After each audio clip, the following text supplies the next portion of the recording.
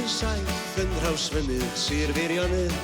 Roedd Ellis Humphrey Evans yn bugeilio ar y mynydd. Roedd o'n dipyn o fardd, caru merched ar ddyfro. A sŵn Hedd Prysor oedd yr awen i'w gyfo.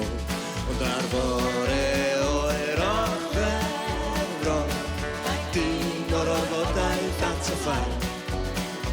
Ac yn erbyn ei ewyllus, a pharchat en boba, i'r yfal roedd rhaid mynd bobyn can. Felly ffwrdd a fo i Lerpwl i ymuno ar bataliwn. Ffordd i fo i ymladd yn lle ffon roedd gan o bwm. Roedd o allan o'i gynhefu, allan o'i fro. Roedd cadw pen ar bapur yn rhoi rhyddid iddo fo. Achos oedd y swyddogion a sarjant yn gweiddi yn ei lwys.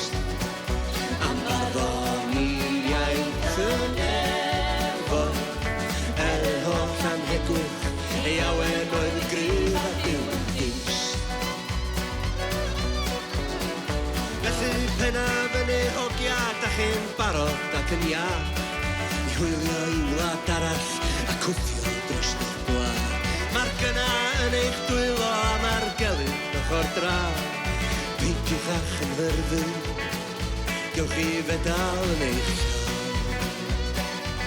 Gai Toms.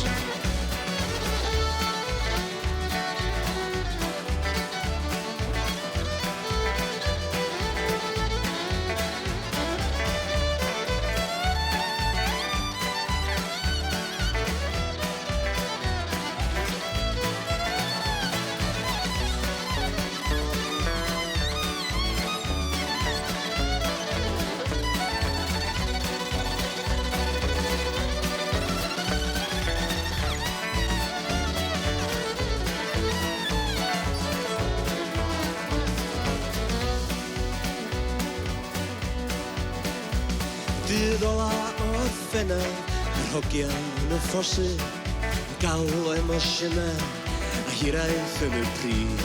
Mae'r frwydr ar fi'n cychwyn, frwydr mwy ar byd.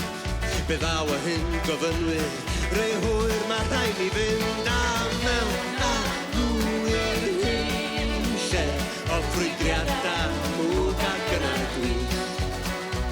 Lle lladwyd Ellis nos cap yn efal, mae'n colli gwaed yn sydyn. Neb yn disgwyl ble mae'r cymorth a pawb yn symud ymlaen. A fan o ar ei linia, ni ddyrna dim ond pryd. Meddyliodd am ei gartra yn Nhrawsfynydd, Sir Feirionnydd.